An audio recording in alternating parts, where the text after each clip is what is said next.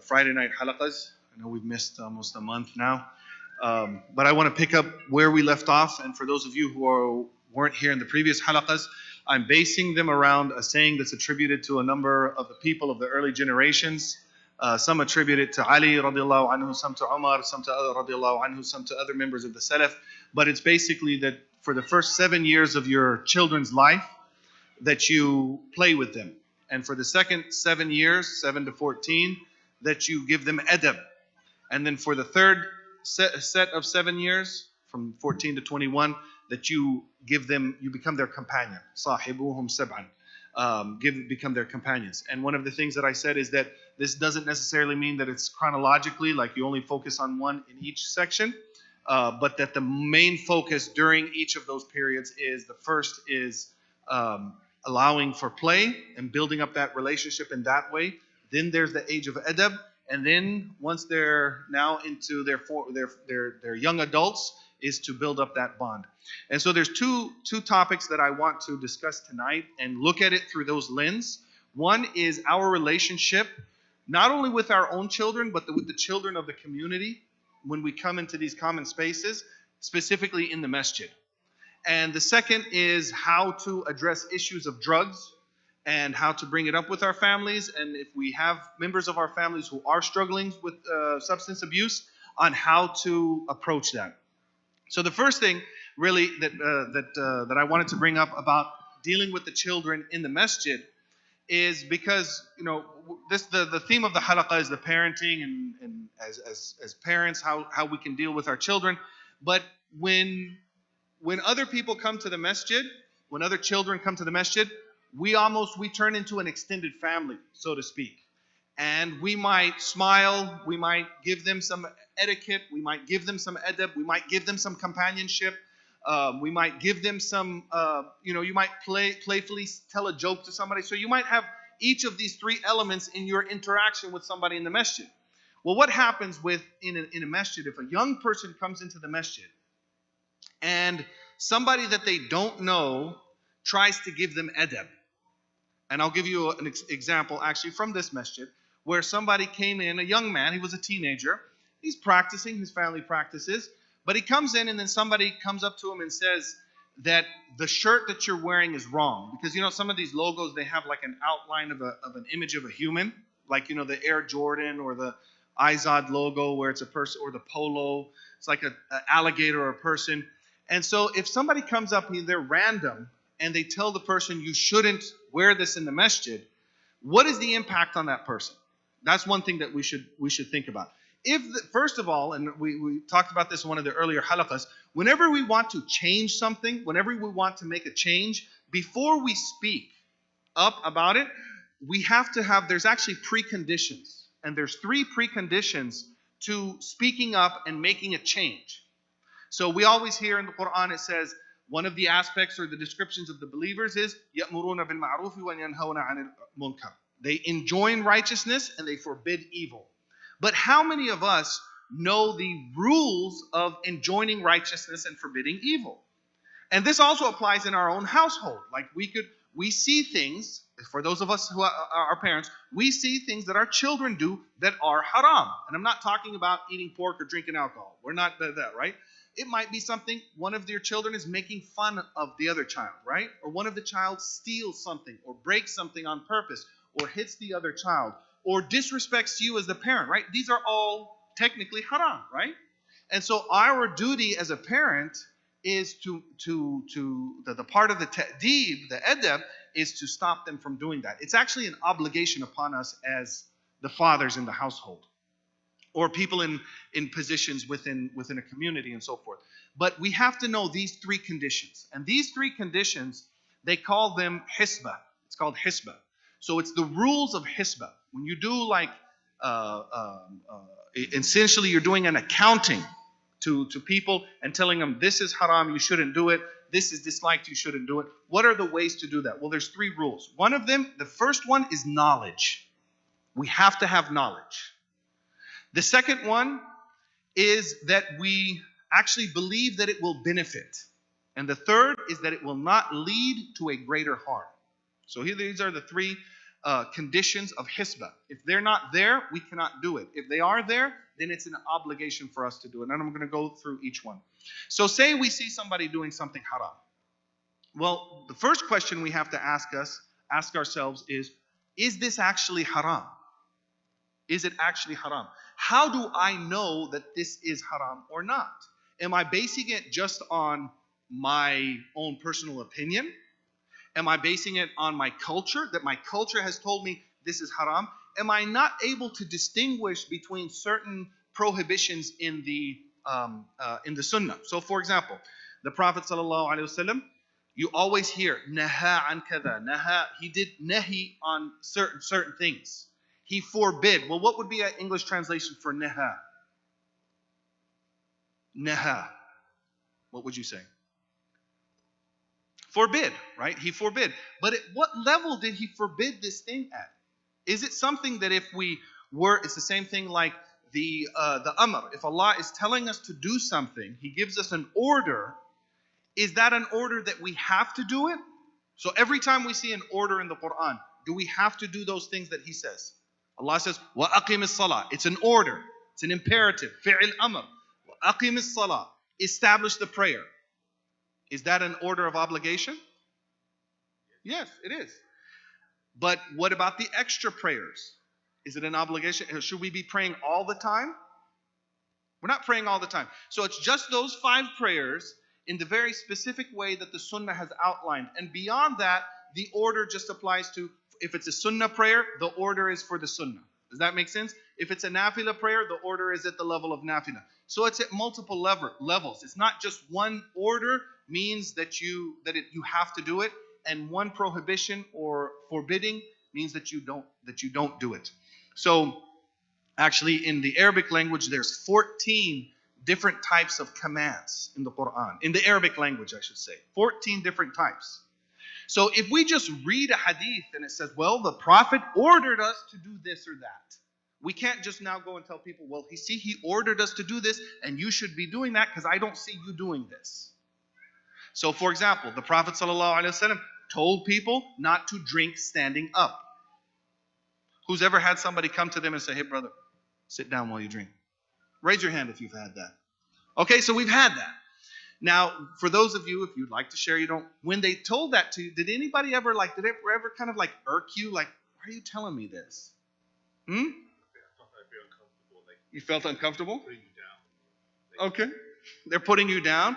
And you might have felt like, okay, thank you for the nasiha, thank you for the reminder.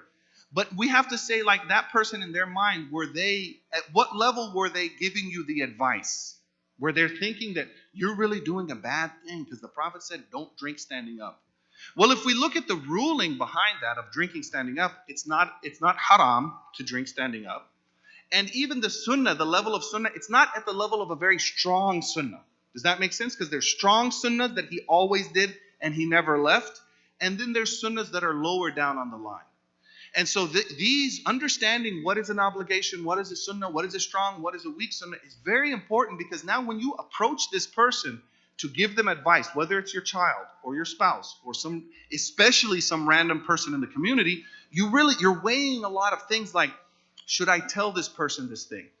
Because if you see a brother standing up drinking at the masjid, that brother, we don't know, or a sister, we don't know really what they're going through in their life. We don't know what they're going through. So if we come up and we catch them off on a bad day, like maybe they just came into the masjid and they just lost their job.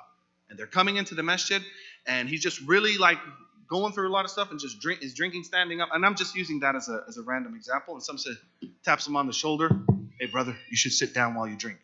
Right? It's like, you don't know what I'm going through. I'm going to come back to this in a little bit. But the first thing is knowledge, knowing what is the level of this order in the Sunnah or the Quran. There's 14 in the Arabic language.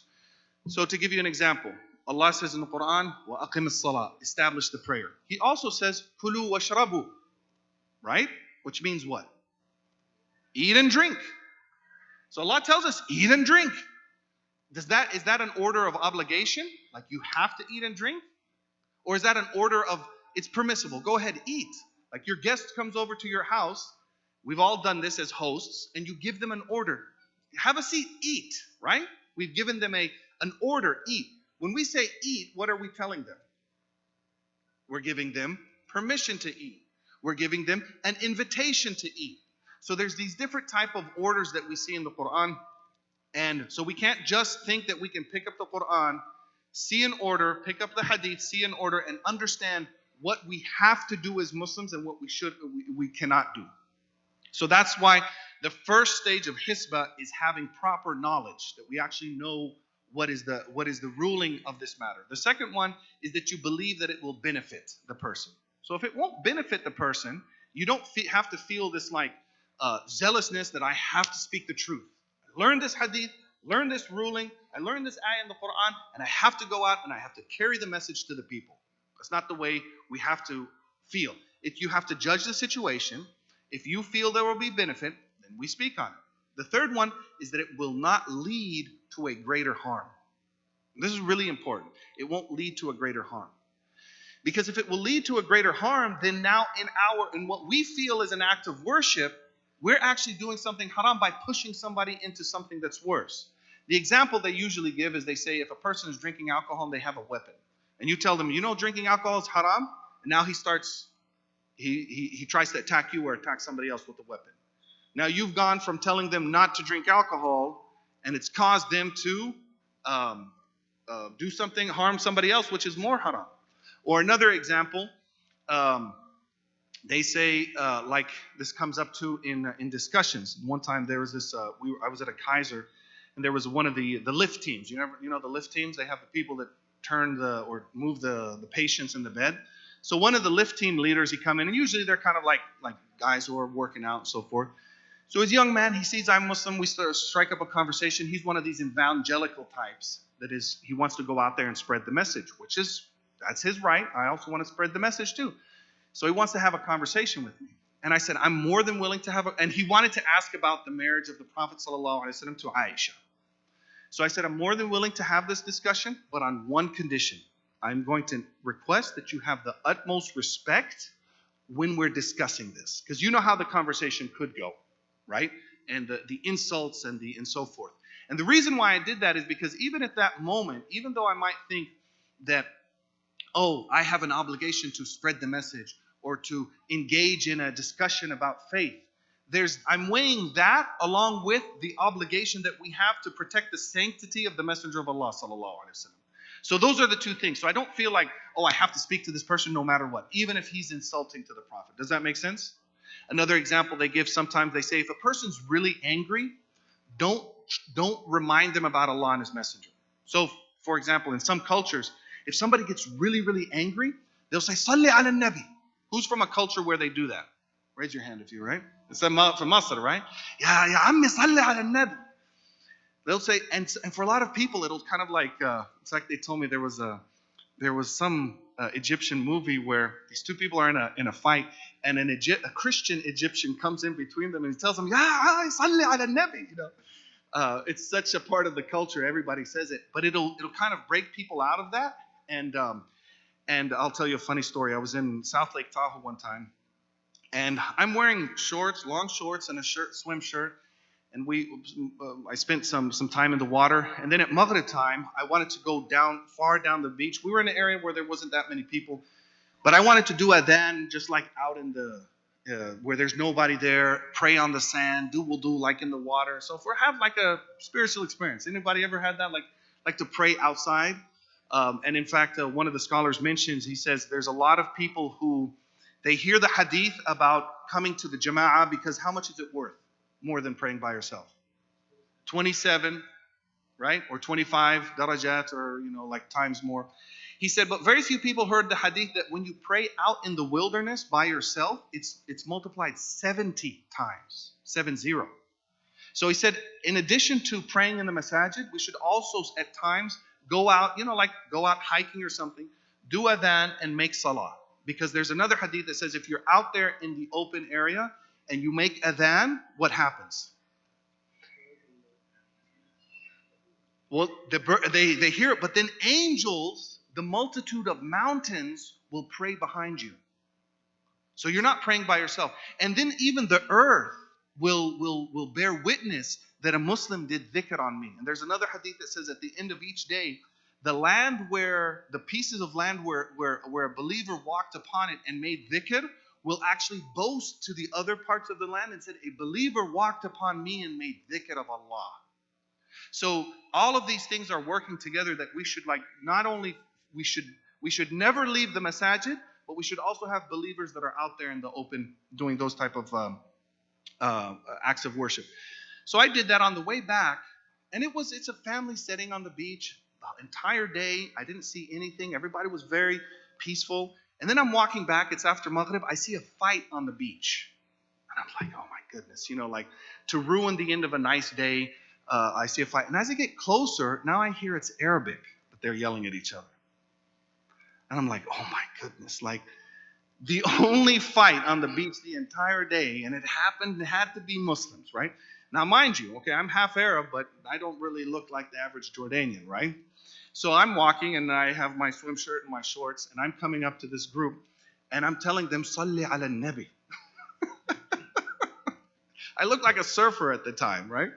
So at first the mother's like, sir, it's okay, it's just a family. And I'm like, Salli ala nabi, like, oh, you're Muslim? Yeah. So then I walk, and they're going at it. It turns out it's the grandfather and the grandson. And they're like, tussling at it with each other. And I don't know what the fight was over. But then they turn to me, they see me walking, they think I'm a random person. They're like, excuse me, sir, it's just family. I'm like, Salli ala nabi, Salli ala nabi. And they're like, oh, Allahumma salli ala sayyid. And then it like calmed everything down, and they went there, and they're like, oh, you're from Jordan, we're from Jordan too. And we started talking. So that's just a funny experience of like what the effect of doing dhikr to people. It brings like some tranquility back to the person. But what happens in the situation if a person's really, really angry, and if you say, remember Allah, or Salli ala nabi, or do some dhikr, and could you imagine a person getting so angry that if somebody in that moment tells them, reminds them of Allah or His Messenger, and they're like, I don't care about that, right? That's not far-fetched to see that it could happen.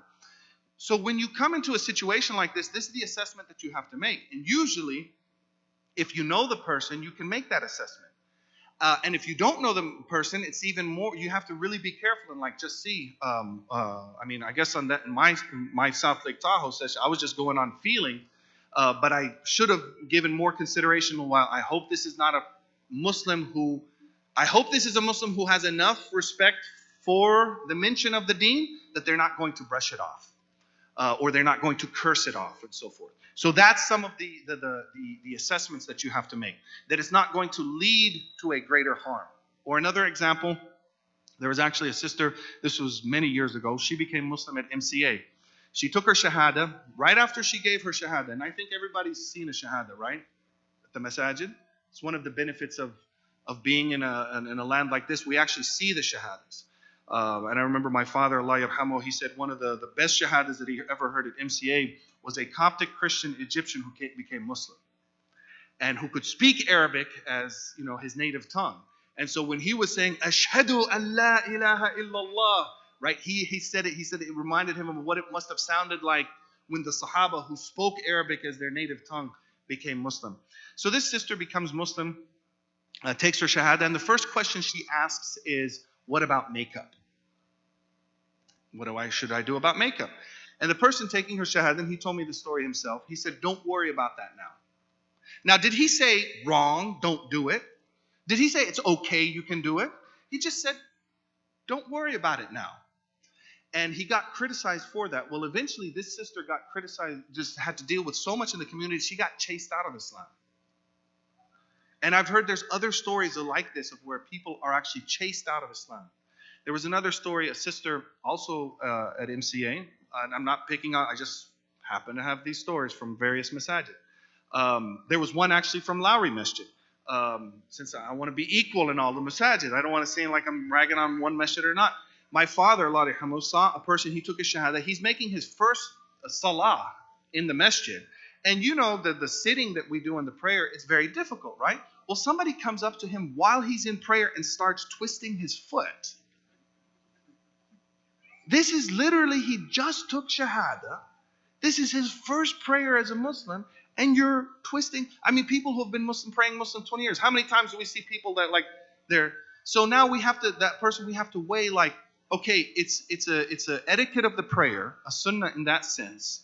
But how important is it for you to risk possibly like, man, get off my foot? Like, is this what you guys do as Muslims? And cause that person to like, I don't want to go to the masjid anymore. These are the things that we have to be thinking about. This other sister, she became Muslim. Her family didn't know she was Muslim. So she was hiding Islam from her family. How many of us have heard those stories where people hide their Islam? Raise your hand if you've heard those stories. People reading Quran in the bathroom, praying in the bathroom, praying with the door locked. I mean, and if it's a sister and she wants to wear hijab, she's not wearing hijab at home. So there's all these things that they're doing. So this sister, she's keeping her, and she's a teenager. Imagine and her family would kick her out of the house if they know she's Muslim. So, and what would happen if a person's homeless in America? Or even in most Muslim countries, right? That's very dangerous. So she's also making the weighing of like, okay, wear hijab and announce my Islam to my family, or not wear hijab around my family, not announce Islam, and have a place to stay until I can like help, So then, take care of herself. So she's coming back from Jum'ah, and brother pulls up, to the side. Sister, your jeans are too tight. First of all, brother shouldn't be rolling up to a sister and rolling down the window like, that's not right. Second of all, like, you don't know this sister. And these are real stories. Like people that, and they're not like, sometimes you have the urban legends in the community, right? I'm getting these stories directly from the people who actually witnessed or heard this. And so I don't know the status of that sister, but these are the things that we have to think about in our families and in the masajid. Like, what are we going to make a priority in our family in terms of the deen, and what are we going to let slide sometimes? And for you as a parent, or think about the person that, your good friend, your sibling. You're the best person to know how far to push on which issue, right? Wouldn't you all agree on that? Me, if I came to your house, I might be able to pull up the books and say, like, have the book knowledge and say, okay, this, and this, and that. But am I the person that's most appropriate to give advice in your family? You are, right?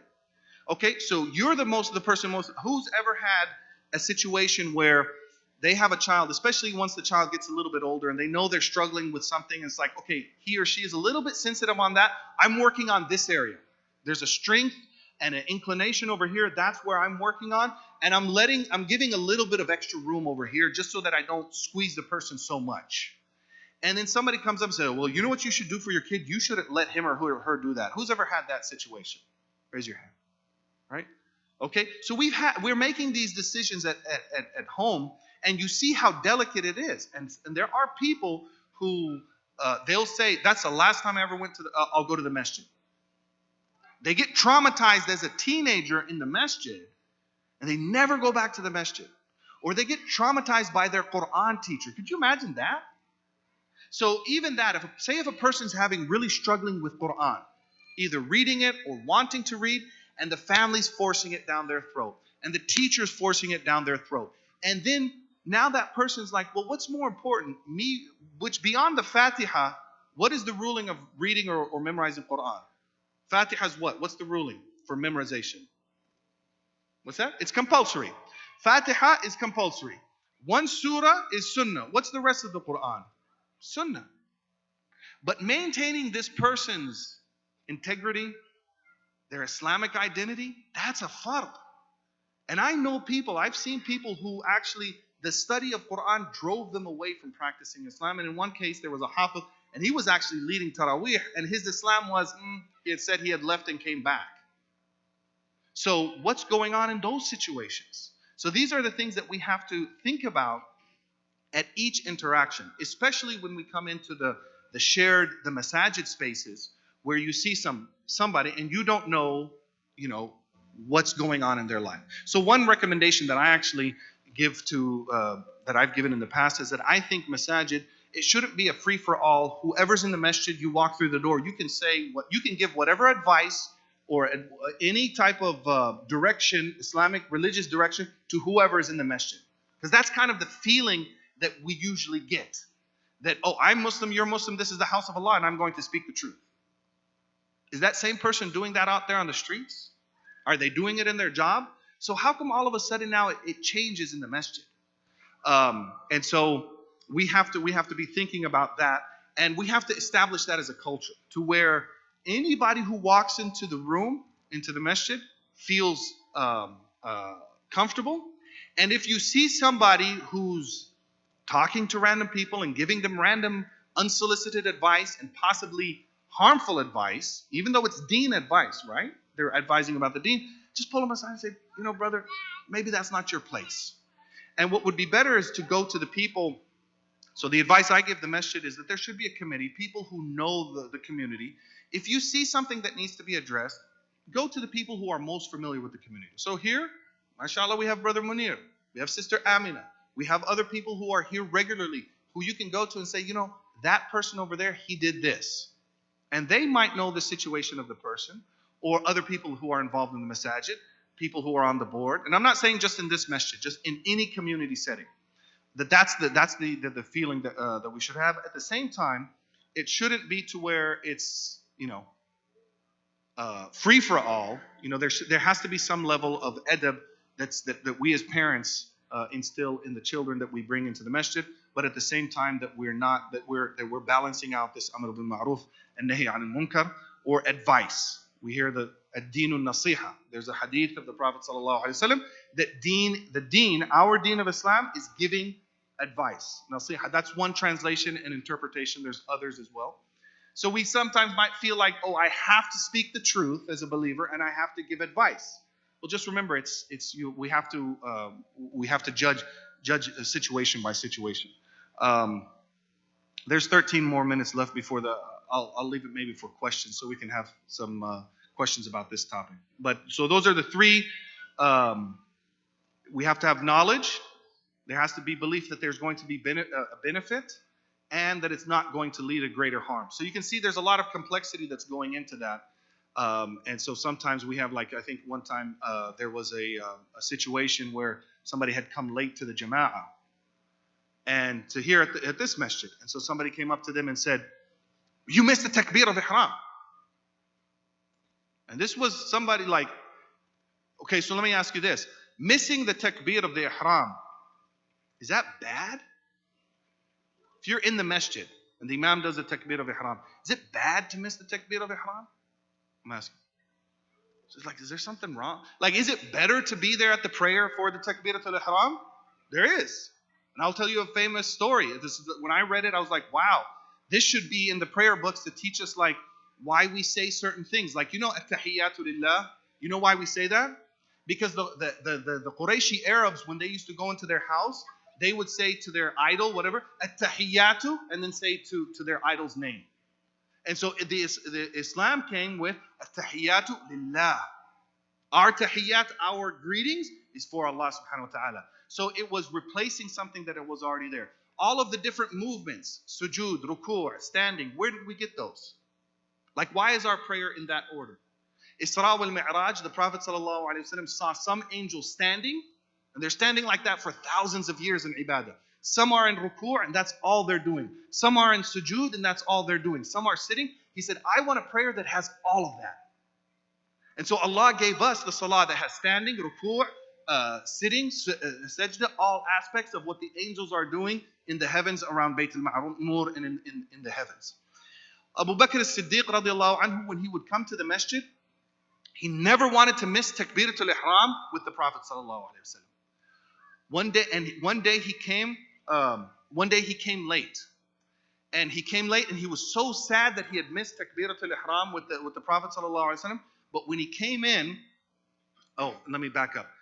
Before this story, every motion of the prayer was Allahu Akbar, Allahu Akbar, Allahu Akbar, Allahu Akbar. Every point. Does that make sense? There's only one point in the prayer where we don't do that. Sami Allahu liman hamida, Rabbana lakal hamd. Okay, why did that happen? This is the story. Abu Bakr walks into the masjid, as Siddiq radiallahu anhu.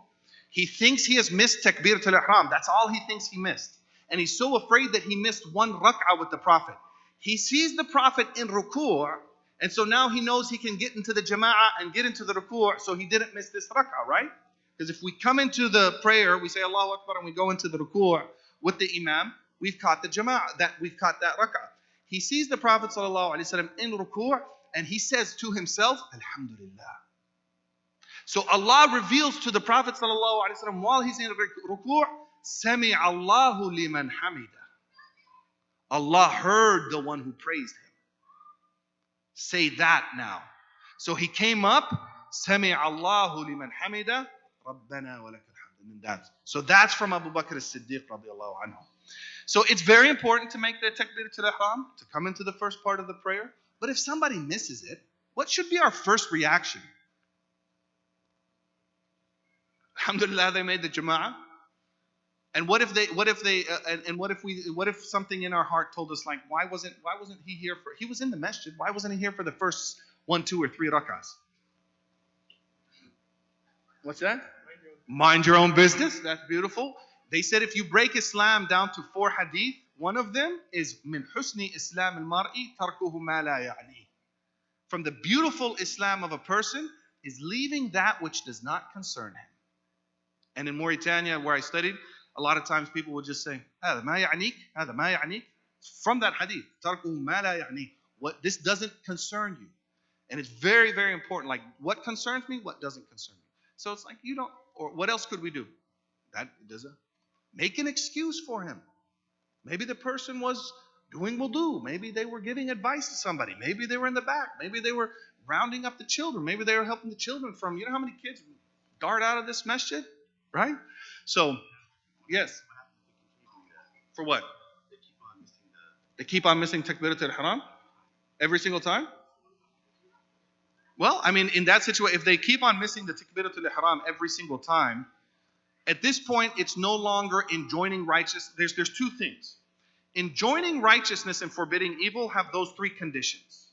And so if those 3 conditions are fulfilled, even if the person is bothered by it, but you know it will be beneficial to them, you still have to do it. Does that make sense? So you see a person, he's not praying at all. You go to him and say, brother, you should pray with us. It's like, oh man, why are you telling me that? Okay, but he does it anyway. His being bothered doesn't remove your obligation of the ordering the righteousness, as long as it's not going to lead to a greater harm, right? So you have knowledge of what you're talking about.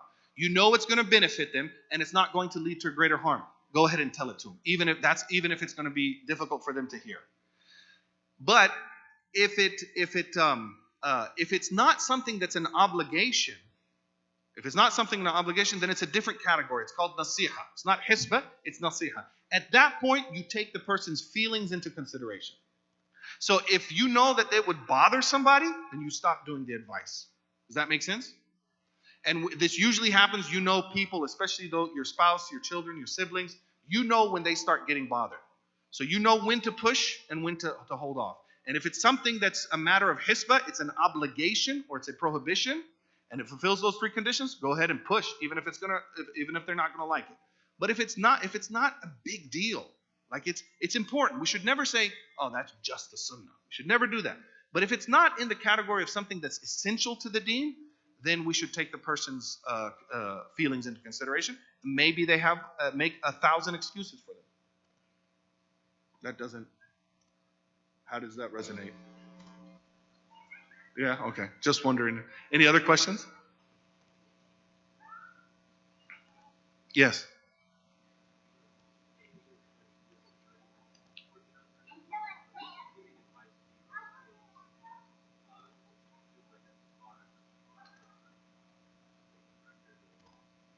Yeah.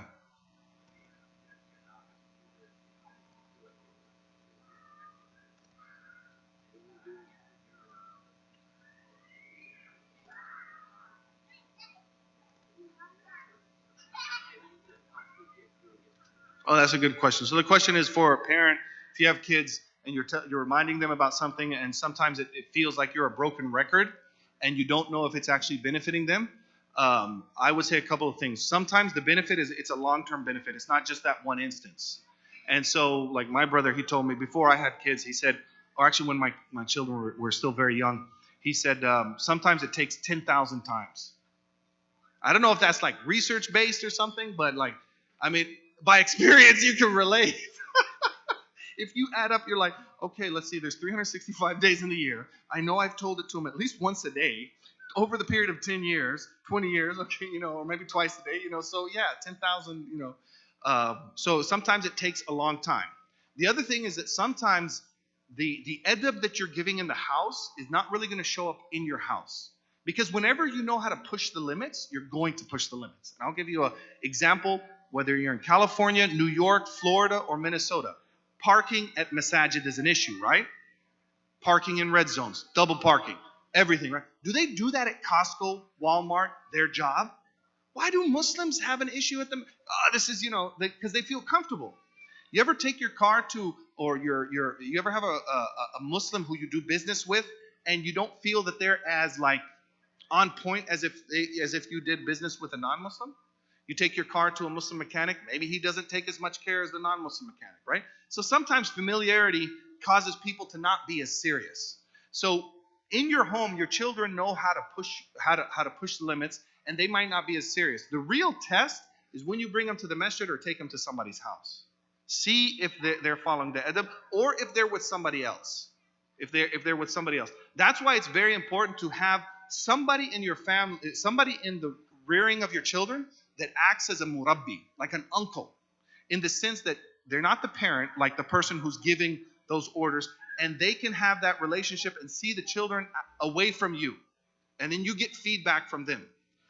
One of the sunnahs of a khalifa is that they should send people out into the city to gather people's opinions of the khalifa. Does that make sense? Not to bring up a political discussion, maybe I shouldn't even mention the name, but there was a leader of a country, and when he first took over the leader, he put on like a hat and a fake beard and so forth, and went around as a taxi driver, and he was just collecting. What do you think about the leader? And he was collecting like just I don't know how many times he did it, even if the story's true. But the point is that the early Muslim leaders, this is something they were encouraged to do, to send people out to get critical feedback, not to cut out their tongues or kill them, right? Just to say, like, what is your critical feedback? And Imam al-Ghazali says this is actually one of the best ways to purify your heart, to hear what your critics have to say about you. Could you imagine that? Could you imagine all the ghiba that's done of you if you could read it, like in a book? There'd be some stuff that you'd have to like sift through, but you'd be like, okay, this is not this is real, hard, serious feedback of me. So why was I mentioning that? Oh, when you put your children with somebody who's not yourself, then later on you can get feedback from that person. So that's one thing I would say is it might take years for that advice to finally settle in. The other thing is you as a child, you might not see that adab, but it's really going to come up once they're a late teenager and they're starting to build their identity for themselves. What's that?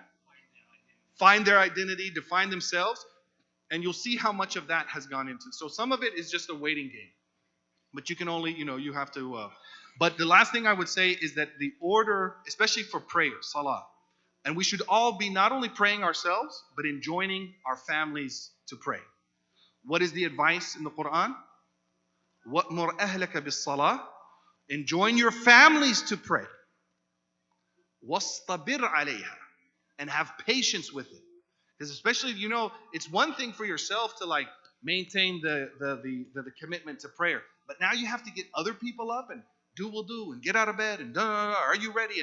And if you're on a road trip and like, okay, we got to stop, and you have to like do all of this stuff to make sure that you and your family are praying. But the order is not only for you to pray, it's for you to order your family, وَاصْطَبِرْ عَلَيْهَا, and also have patience, because it's going to be a long time before they take that on as their own responsibility. So that's what I would say in advice. Maybe one more question, then we have to end up. Yes? Wayakum.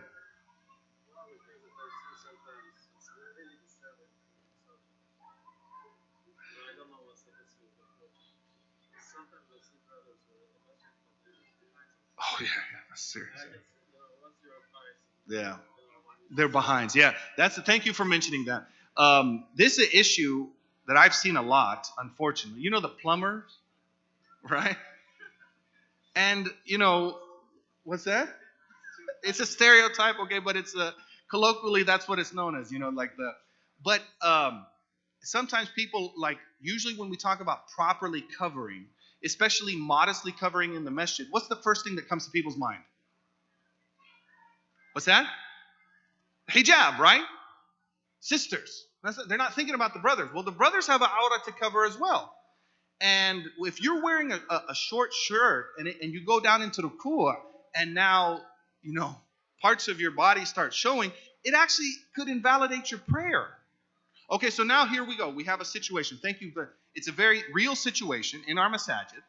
On the brother side, we don't know what's going on the sister side, but on the brother side, we have that very often. It's actually quite common in the masajid and it's either just like tuck your shirt in or wear a long shirt or untuck your, do whatever, but just be conscious of that because your prayer could be invalidated once your awrah is exposed. Okay, there's a question. You're not purposely doing it. So the question is, what about your intention? There's two things. There's intentional haram and there's neglectful haram. And so if we are neglectful, like say for example, okay, if I work all night and go to sleep before Fajr, and I sleep through Fajr, that's different than waking up at Fajr time, realizing it's Fajr, putting my head back and sleeping through Fajr. You see, the end result is the same. Or let me just use let me forget the all-night worker. Two people. One person wakes up, sees it's Fajr, and says, you know what? I'm not going to pray. That's intentional haram. The other person wakes up, says, oh, I know I need to pray, but I need to sleep some more, and I'm probably going to sleep through, I'm going to go to sleep. He did something haram. He didn't, intend to leave Fajr, but by his neglect, he ended up leaving the Fajr. So the same thing with the awrah. If you're not aware that your awrah is exposed, your nakedness is exposed, which happens sometimes, and somebody's like, oh, brother, your awrah. Okay, thank you. But if a person habitually is wearing short shirts, going into the ruku', then it's maybe they don't know, but it is neglect. It is nonetheless it's haram to expose the awrah, especially in a masjid, and for the prayer it could invalidate it, depending on what's exposed and how much and so forth. What's that? Exactly. So now the question comes back to, here's a real life masjid. It's a good case study. We have this in our masajid. What are we going to do to the brother? If you don't know, we can just make a general announcement. Maybe every once in a while have a khutbah on modesty and modest clothing, and as an example, one of the sunnah. Okay, so when I talked about hisbah, those were the three things. But now when we talk about the hikmah of da'wah, now we go to what the Prophet ﷺ, look at what he did. Because if we're going to speak the truth, but we speak harshly, what's going to happen? Even if the Prophet ﷺ, the greatest of creation, the greatest messenger, ﷺ, if he was harsh with people, لو كنت فظا غليظا, what's that? غليظ القلب. If you were angry and had an angry heart and dealt with people harshly, the people would have dispersed from around you. That's the Prophet ﷺ. So what happened when the man came into the masjid and urinated in the masjid? That's pretty bad, right? Well, it goes back to also intention. He didn't know that was wrong. And so the Sahaba, they actually tried to physically overtake him, and the Prophet stopped them, and what did he tell them? He said, let him finish.